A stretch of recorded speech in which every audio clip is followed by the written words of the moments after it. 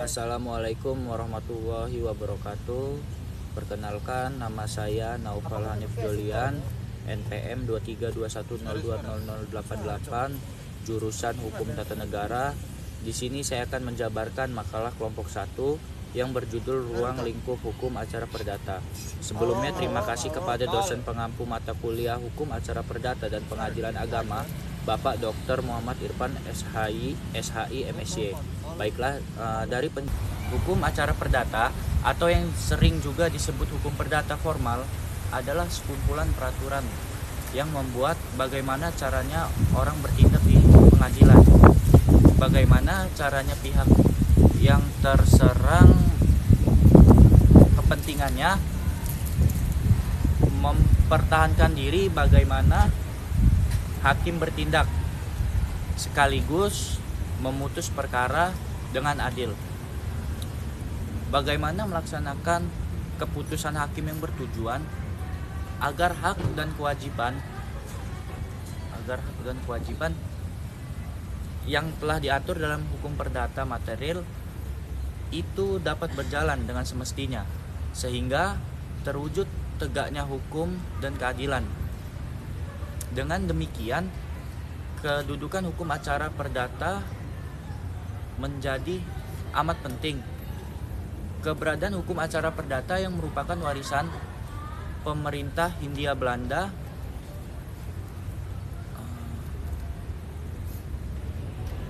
belum mampu menjawab perkembangan kebutuhan masyarakat yang sangat dinamis. Selanjutnya, sumber-sumber hukum acara perdata. Pada dasarnya, ketika berbicara mengenai hukum acara perdata di Indonesia, ternyata sampai kini masih tetap berpedoman kepada hukum acara perdata hasil peninggalan kolonial. Karena berdasarkan atas konkordansi sistem hukum acara perdata, Indonesia mengadopsi hukum acara perdata dari Belanda. Sumber hukum acara perdata adalah tempat di mana dapat ditemukannya ketentuan-ketentuan hukum acara perdata yang berlaku di Indonesia. Hukum acara perdata di Indonesia dikenal dengan istilah Herzin Indonesis Reglamen atau disebut HIR. Pada awal mulanya bernama English Reglement yang berarti Reglemen Bumi Putra. Perancang dari English Reglement adalah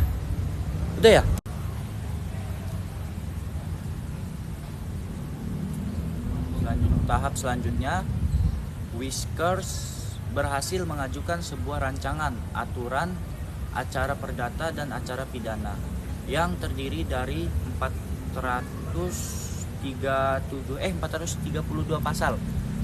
Pasal 432 Independence Reglements yang sekarang dimuat dalam pasal 393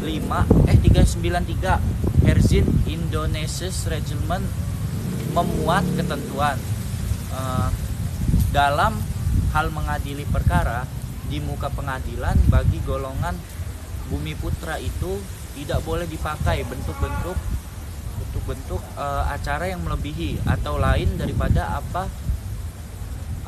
apa yang lebih ditetapkan dengan reglemen itu sendiri.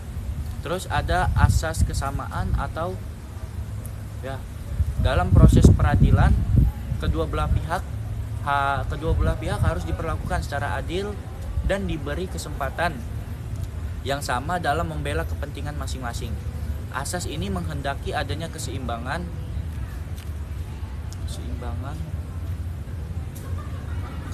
prosesual dalam pemeriksaan. Oleh karena itu, hakim tidak boleh hanya mendengar keterangan dari salah satu pihak tanpa memberi kesempatan pihak lain untuk menyampaikan pendapatnya. Selanjutnya ada asas putusan disertai alasan-alasan. Pasal 23 Undang-Undang Nomor 14 Tahun 1970 menegaskan bahwa semua putusan pengadilan harus disertai alasan-alasan yang dijadikan dasar mengadili. Oleh karena itu, menjadi kewajiban hakim untuk memberikan pertimbangan yang cukup pada putusan yang dijatuhkan. Selanjutnya, asas tidak ada keharusan mewakilkan. Asas ini menyatakan bahwa pemeriksaan perkara dapat dilakukan secara langsung terhadap pihak-pihak yang berperkara dan tidak keharusan dalam berperkara diwakilkan kepada ahli hukum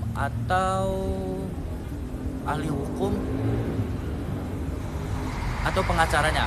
Selanjutnya ada asas poin, yang mana pada asas poin ini setiap orang dapat mengajukan gugatan perdata ke pengadilan negeri tentunya, tetapi dalam kenyataannya ada persyaratannya, yaitu hanya mereka yang mempunyai kepentingan yang cukup dan layak serta mempunyai dasar hukum yang berhak.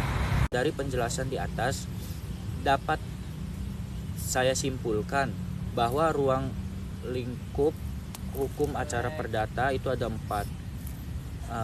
Yang pertama, hukum acara perdata atau yang sering juga disebut hukum perdata formal adalah sekumpulan peraturan yang membuat bagaimana caranya orang bertindak di depan pengadilan, bagaimana caranya pihak yang terserang kepentingannya mempertahankan diri, sebagaimana hakim bertindak sekaligus memutus perkara dengan adil, bagaimana melaksanakan keputusan hakim yang bertujuan agar hak dan kewajiban yang telah diatur dalam hukum perdata material itu dapat berjalan dengan semestinya, sehingga terwujud tegaknya hukum dan keadilan. Selanjutnya ada sistem hukum acara perdata Indonesia.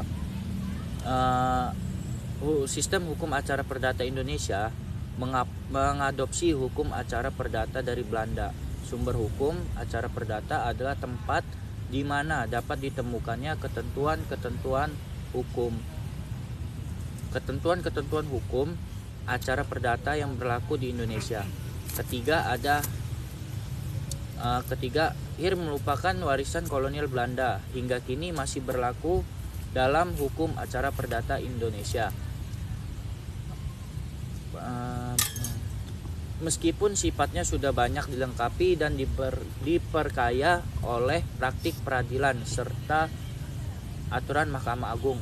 Dan yang terakhir ada namanya asas-asas dalam hukum acara perdata Indonesia, pada dasarnya bertujuan untuk menjamin peradilan yang adil dan terbuka dan dapat dipertanggungjawabkan hakim. Baik, mungkin itu saja yang bisa saya sampaikan. Lebih kurangnya saya mohon maaf pada Allah. Saya mohon ampun. Ihdinas siratal mustaqim, wallahul muwaffiq ila aqwamit thoriq. Wassalamualaikum warahmatullahi wabarakatuh.